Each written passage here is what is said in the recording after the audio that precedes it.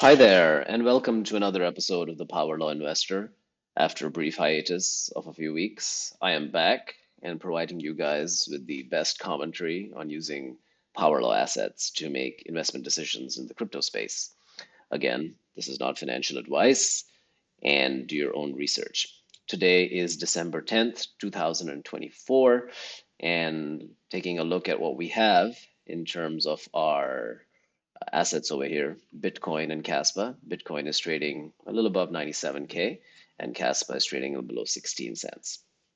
So, as a refresher, power law assets are those assets that seem to follow a power law distribution in the log power law distribution. So this basically means you take the log of time and the log of price, and you find out that the price, which is this blue line, can be closely modeled and trended by this trend line. And the fit of that is 0.9648. This is for Bitcoin. And similarly, we have this for Kaspa, in which the R squared is a little lower, but still very good. And you can see these are the equations.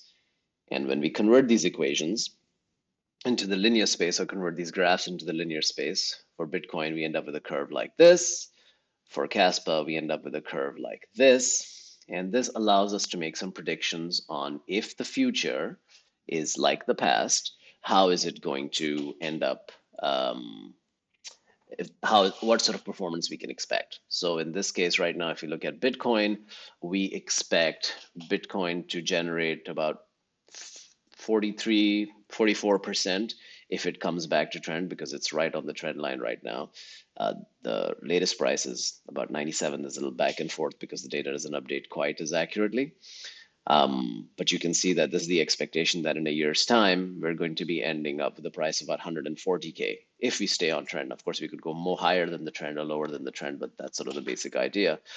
And similarly, if we do this for Kaspa, the trend that our value expect, or the trend value expected in a year's time is about 90 cents. And right now we're trading at about 16 cents or so. So that's about 5.5 times or so where it is right now. And that's why we have 463% as a return. So let's take a look at how we've been doing and what the strategy has been.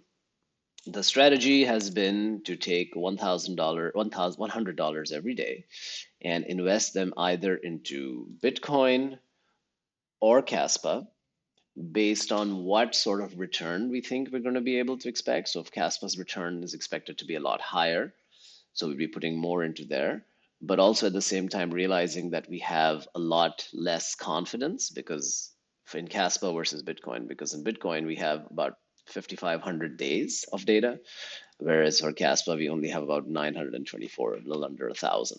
So our reliability for that or our confidence in that is going to be much lower. So based on that, I developed an algorithm that produces this triangle daily, and that tells us, okay, the target allocation for today, for example, it says 65% should be into Kaspa, 15% should be into Bitcoin, and 20% should be in cash for opportunities that will come up. And I'll talk a little bit more about them. But I did want to tell you a couple of caveats that have happened. First of all, initially, when we had started this in August, I started with about $10,000 to DCA and now increase that to 20,000 because I want to keep on investing there. So no change in the results this year, but just this number over here has changed. So every day you can see we have $100 that is being put in over here, right? So this is a daily DCA amount. The other thing is that there was a problem. One of the reasons why there was a delay is my data provider had some sort of issue and they changed the format. And as a result of that, the algorithm also changed a little somewhat. So you'll see that there's a small difference in terms of the allocations around here. And I improved the algorithm over here. So you can see Bitcoin was, we were putting less into Bitcoin and more into Kaspa. I found a slightly better rate to make the adjustment. So I'm not actually going back and changing any of the results. I'm just letting you guys know that going on from this point forward, this is what the algorithm has been, the adjusted algorithm is saying. So I'm not changing any of the results because that would not be right. And that's not actually what's happening. But I'm telling you guys here over here that there is a slight difference in the algorithm in case you find that, oh, why is there a change here, even though the prices haven't shifted between the assets that much? So um, One other important thing to realize is that there's a 20% cash allocation over here. And the reason to have that allocation is because occasionally we're going to have serious drops in the price of an assets. We might have them in the case of Bitcoin, but more obviously we're going to see them in the price of Kaspa, right? So we can see that we were doing fine here. We were trending to this line, and typically we never really bounce below the purple line, but we did in this case, right? And this was a good buying opportunity.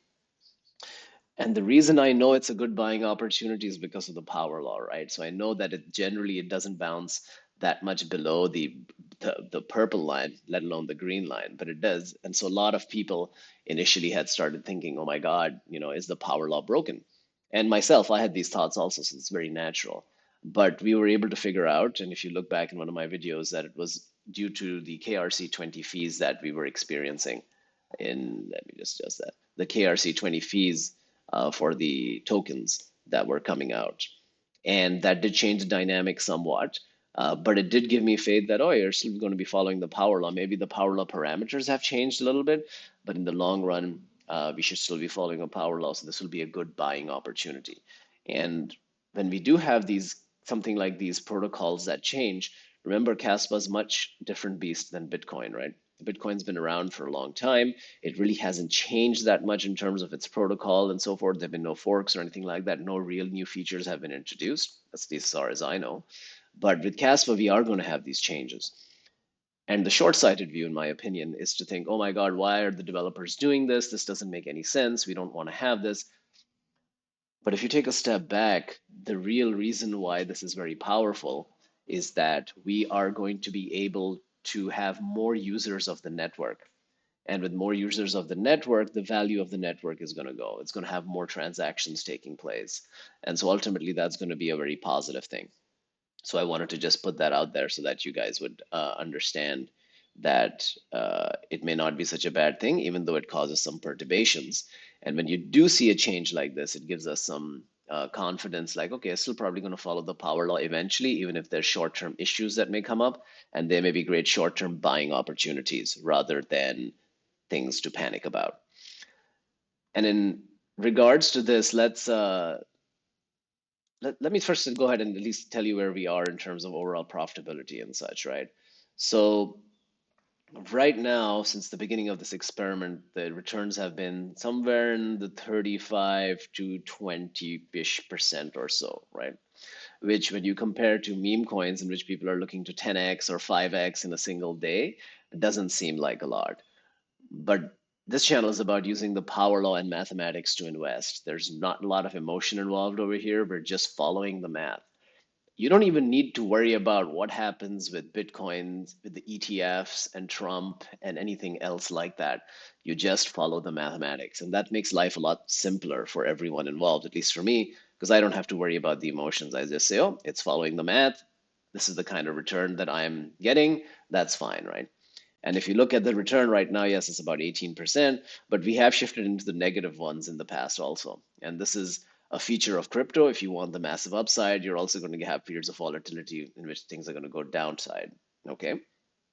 And in this triangle algorithm over here, you see that 20% is being dedicated towards cash.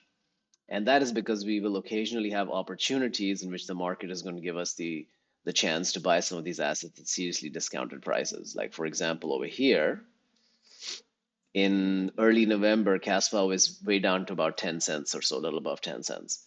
Now, if you follow the mathematics, you know that this is an unusual occurrence. And if the power law continues, if you have faith in the power law, then the price should bounce back. And that's what happened, right? So if you were smart enough or had the balls to buy at this point, then you're looking at what, about 60% gain so far. Now, being in the moment and realizing, oh, this is the best price to buy is impossible, right? It's like my looking in the past. Now I can say 10 cents was the lower bound. But we could say, like, hey, as long as it went below the green line, which was about 12, about 13 cents or so, then it was a good buying opportunity. And that's why we have these cash reserves, right? This 20% allows us to make purchases at lower prices and at better prices. And that's exactly what happened. If you look back, I was buying all the way from 14 cents to 13 cents to 12 cents to 11 and a half cents and 10 and a half cents. And I just kept on devoting portions of this cash that was available into buying those. And that's why the average price outside of the daily DCA is only 13 cents for Casper right now. So it is difficult to know in the moment how low the price is going to go, but based on the math, you can say like, hey, this is a good buying opportunity if all things remain the same, right? And at this point, we should talk a little bit about what about these different changes in protocol? Are there different ways to look at this trend line, etc.?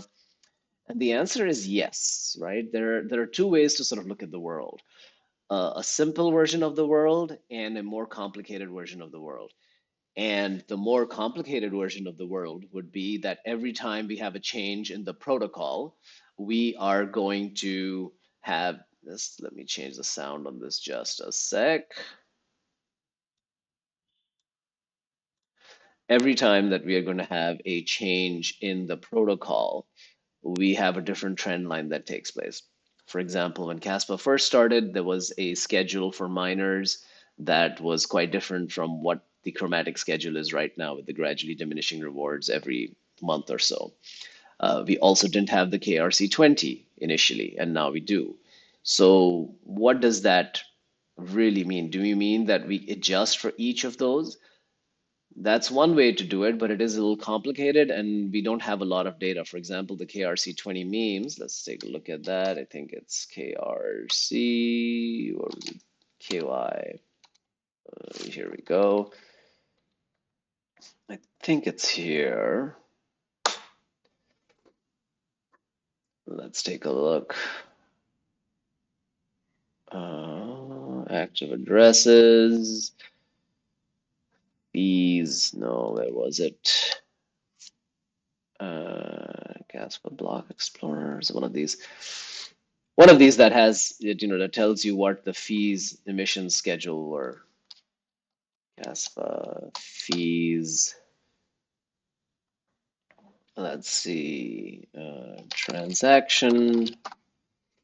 Here we go. So if we go here and we look at total fees paid, you can see that, let's just go to 1 month. And you can see, look, here are all the fees coming from the KRC20 memes, right? And you can see it's bouncing all about the place. And you can say, oh, we should incorporate that into our model. And yeah, that's a fine thing to do, but how much do you incorporate in? In one of my previous videos, I had talked about how I made an attempt to doing this. But for me, I think it makes more sense just to take a step back and figure out, look, I'm not smart enough to be doing all of this accurately, right? So let's just leave it in terms of what it is, in terms of the longer term trends, and we'll see what happens. So, which is why I haven't made my model very complicated, but it should give you some faith that we're using a relatively simple approach, but in many cases, the complexity is not worth the additional benefits that it might bring. So in my case, this is what I'm going for. And right now, with a price of Caspa that is about 16 cents or so today, yeah, it's like 15, just about, it looks like a pretty good buying opportunity to me, right? We're just above the minus 50 trend line would be about 15.3 cents. And if you